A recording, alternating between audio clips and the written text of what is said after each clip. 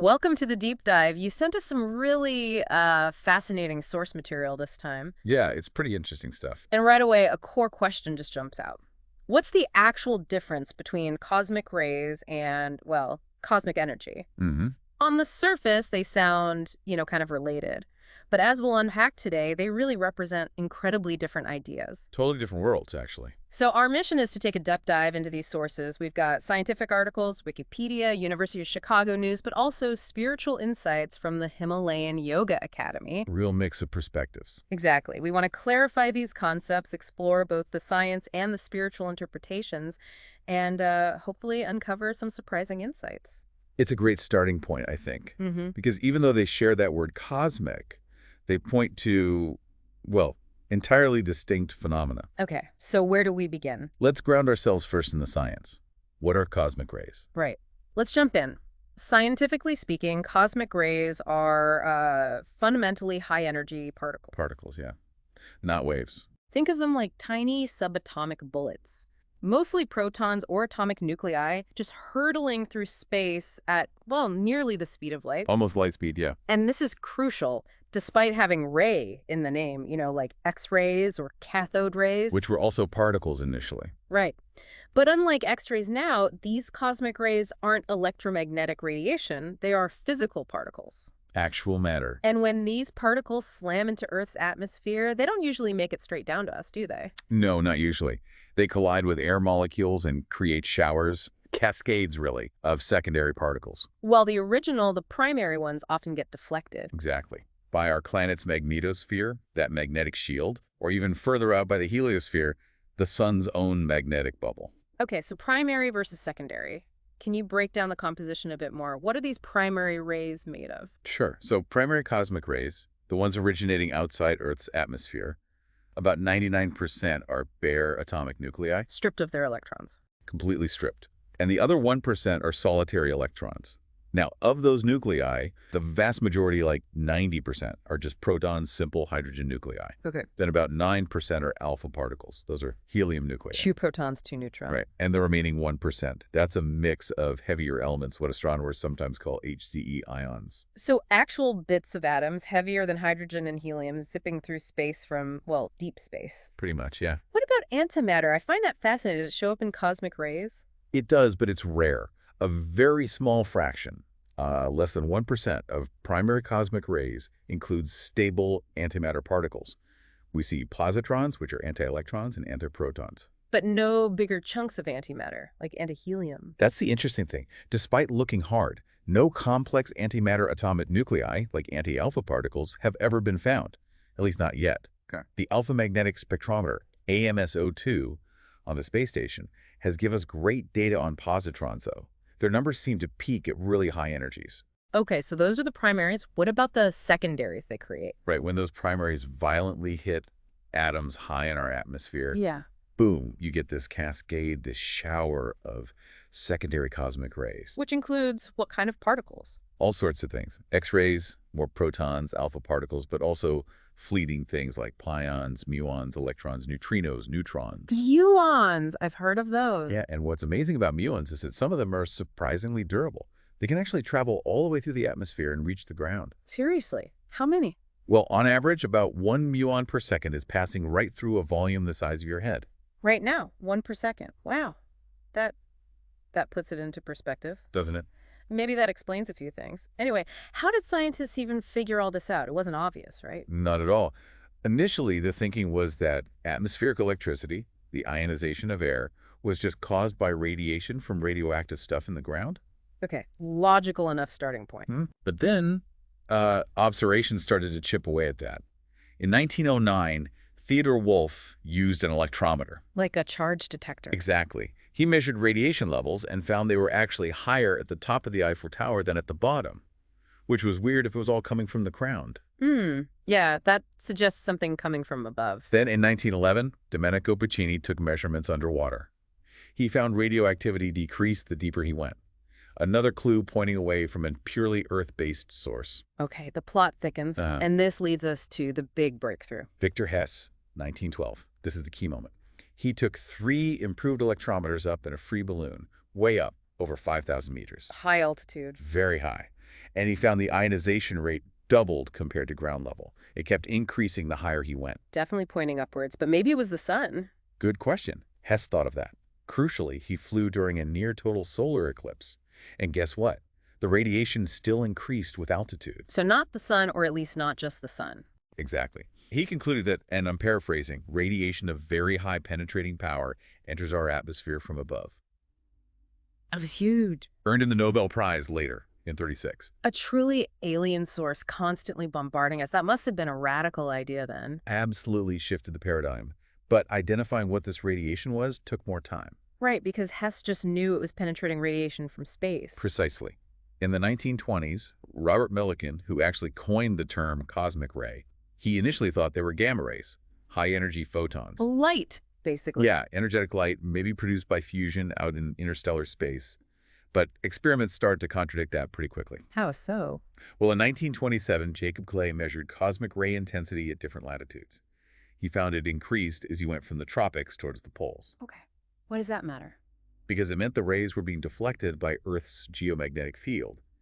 And magnetic fields only affect charged particles. Oh. Not photons. Photons are neutral. Exactly. They wouldn't be affected like that, so they had to be charged particles. So the ray in cosmic ray was kind of a misnomer from pretty early on. Pretty much. It's a classic example, really, of how science progresses. You start with a name, an idea, and then new evidence forces you to refine or even overturn it. Makes sense.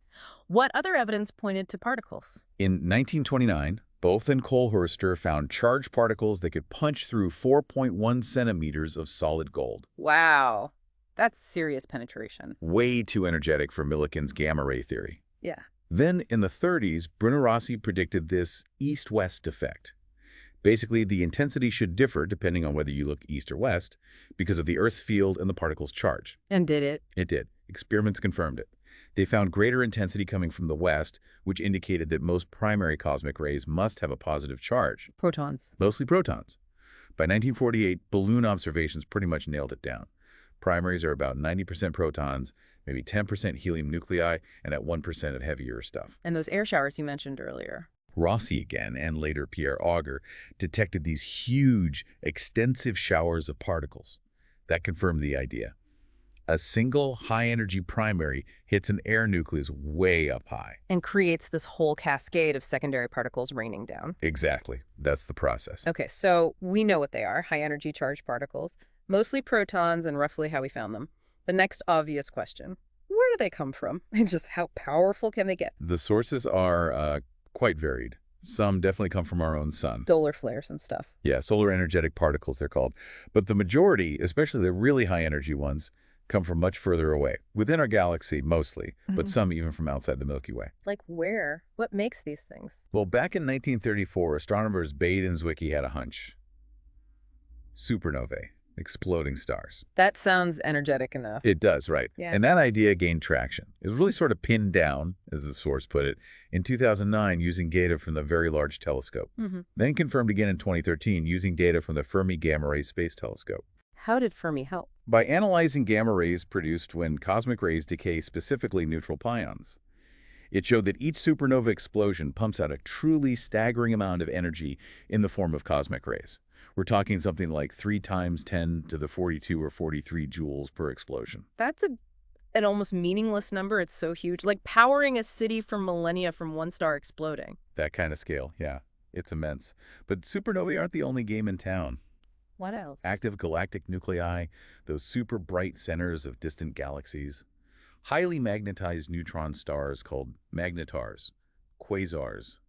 Gamma ray bursts, which are even more powerful explosions, even collisions between whole galaxies. Wow. Cosmic violence on an epic scale. Pretty much. And the leading theory for how particles get accelerated to these crazy energies in these environments involves shock waves. It's called shock front acceleration. Okay, and when you say crazy energies, how crazy are we talking? You mentioned the LHC earlier. Right, so most cosmic rays actually have relatively low energies, maybe peaking around 300 megaelectron volts.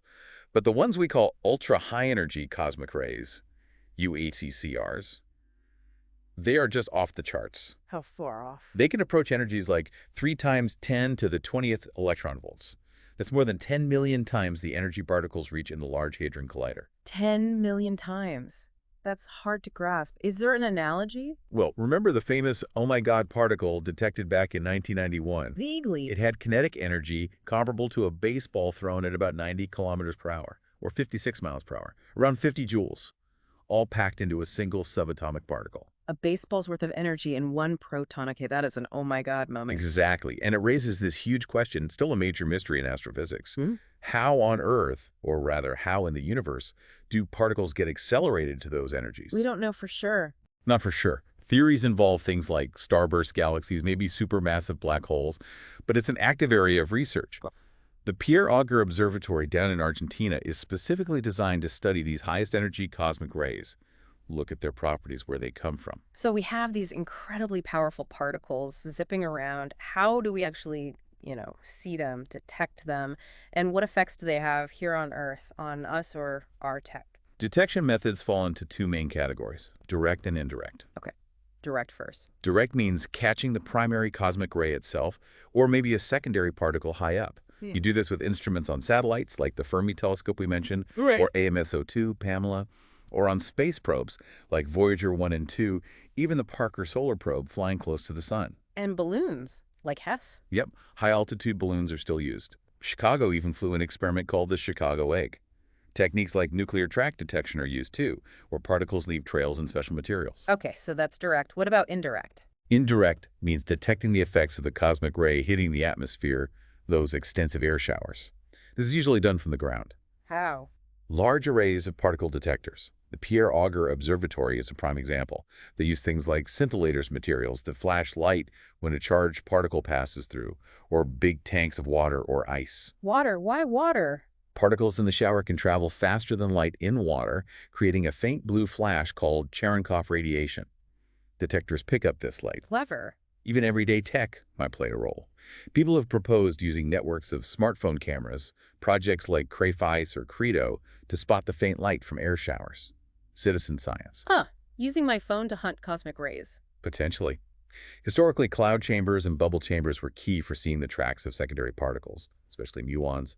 And we also detect the faint radio waves or flashes of visible light, nitrogen fluorescence, the showers Or produce. fluorescent, like the air itself glowing.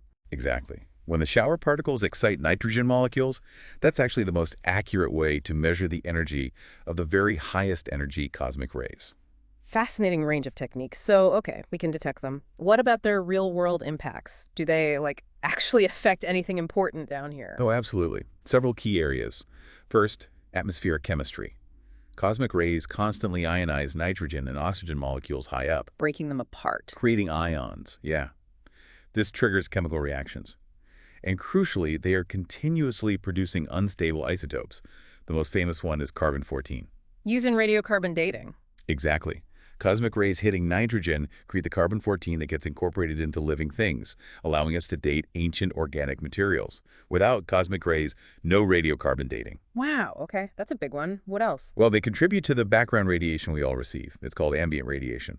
On average, cosmic rays account for about 0.39 millisieverts per year for someone at sea level. How much is that, relatively? It's about 13% of the total average background radiation exposure for a person.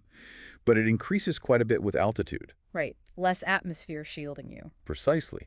Airline crews, for example, can get up to an extra 2.2 millisieverts per year because they spend so much time at high altitude. And I've heard they can mess with electronics, like computers. Yes, definitely. This is a real issue, especially as circuits get smaller. A single high-energy cosmic ray particle can hit a memory chip or processor and have enough energy to cause a soft error. Soft error, meaning? It means it flips a single bit of data, changes a 0 to a 1 or vice versa. This can corrupt data, cause a program to crash, or give incorrect results. It's usually temporary, hence soft. Does this happen often? More often than you might think. IBM did studies back in the 90s suggesting maybe one error per 256 megabytes of RAM per month on average. Intel has even looked into building cosmic ray detectors right into their chips. So things like servers and data centers need protection. Yes, that's why things like ECC memory error-correcting code memory exist. It can detect and often correct single-bit errors. It's also a potential worry for future quantum computers because ionizing radiation can mess up their delicate quantum states, limiting coherence times. Any famous examples of cosmic rays causing trouble? There was a malfunction on the Voyager 2 spacecraft back in 2010. The official analysis credited it to a single bit flip in memory, most likely caused by a cosmic ray strike way out in space. Just one bit. Shows how sensitive things can be. This must be a huge issue for astronauts, especially on long trips. Absolutely. It's considered a major barrier for crewed interplanetary missions, like going to Mars. You're outside the protection of Earth's magnetosphere for months or years. More radiation exposure. Significantly more. Data from the RAD instrument on the Mars Curiosity rover showed the radiation dose during the trip to Mars was substantial, confirming the risk is serious. NASA is researching shielding strategies, physical shielding, maybe even magnetic shielding. Right. Any other effects? Lightning? Climate? There's a theory, a postulated role, for cosmic rays potentially helping to trigger electrical breakdown in thunderclouds, leading to lightning. It involves relativistic electrons created in the air showers. Interesting. And the climate connection. You mentioned that's controversial. Extremely controversial, yes. Mm. The idea goes back a ways. Ney, in 59, Dickinson in 75 suggested a link. But the main proponent, more recently, is Hendrik Svensmark. What's his argument? He argues that variations in the sun's activity affect the flow of galactic cosmic rays reaching Earth. More solar activity means stronger solar wind, which shields us better from galactic cosmic rays, so fewer get in. Less solar activity, more cosmic rays. Okay. And how does that link to climate? Svensmark hypothesizes that these cosmic rays help seed cloud formation by ionizing air molecules, which then helps water vapor condense. So the idea is more cosmic rays, more clouds, a cooler planet, and vice versa. He suggests this could be a driver of global warming, linked to solar cycles. But you said controversial. Highly. The vast majority of climate scientists disagree. Numerous studies have looked for a correlation between cosmic ray flux and global cloud cover or temperature changes, and they just haven't found a statistically significant link or a clear causal relationship. There are also critiques of the proposed physical mechanism and the data analysis used. So the scientific consensus is that cosmic rays are not a major driver of recent climate change. That's correct. The overwhelming consensus points to anthropogenic greenhouse gases. While the cosmic ray cloud idea is interesting, it's considered a fringe theory, not supported by the bulk of evidence in the climate science community. It's important we represent that accurately. Understood. What about mass extinctions? That sounds even more dramatic. Yeah, there's some speculation there too. The idea is that if a nearby star went supernova, it could bathe the Earth in drastically increased levels of cosmic rays for a while. And that would be bad. Potentially very bad for life, increasing mutation rates, maybe damaging the ozone layer. Some studies have tentatively linked past events, like the Ordovician extinction or a marine megafauna extinction in the Pliocene, to possible nearby supernovae and subsequent cosmic ray increases. But that's still speculative. Very much so. It's an intriguing hypothesis connecting astrophysics to paleontology, but it's definitely not a confirmed cause for any specific extinction event. Still an area of active research. Okay, wow. That's a really deep dive into the science of cosmic rays. We've got particles, immense energies, detectors, effects on carbon dating, electronics, astronauts, even controversial links to climate and extinction. It's a purely physical, measurable phenomenon. Right, studied by physics and astronomy. But our sources also introduce this other term, cosmic energy. And reading that material, it feels like we're stepping into a completely different universe. We really are. When we shift to talking about cosmic energy in the spiritual context provided by, say, the Himalayan Yoga Academy source, we're entering a fundamentally different realm of understanding. How do they describe it? What is cosmic energy from that perspective? It's described as the fundamental life force of the universe. Life force. Okay. It's seen as existing absolutely everywhere, permeating the cosmos, flowing between galaxies, within every atom throughout all of space. It's not a particle, not a wave in the physics sense. More like an animating principle. Exactly. It's considered incredibly powerful, the underlying energy from which everything manifests. It's seen as permanent, indestructible, the essential stuff that animates life and maintains balance in the universe. Okay, that's a very different concept from high-energy protons. Completely different. And this is where it gets really interesting, connecting it to us. How does the spiritual cosmic energy relate to human beings, to our bodies and minds? According to this spiritual perspective, this cosmic energy flows through our bodies. But not just randomly. It flows along specific, predefined pathways. Pathways, like meridians and acupuncture. Similar concept, yeah. These pathways culminate in or connect to specific energy centers in the body known as chakras.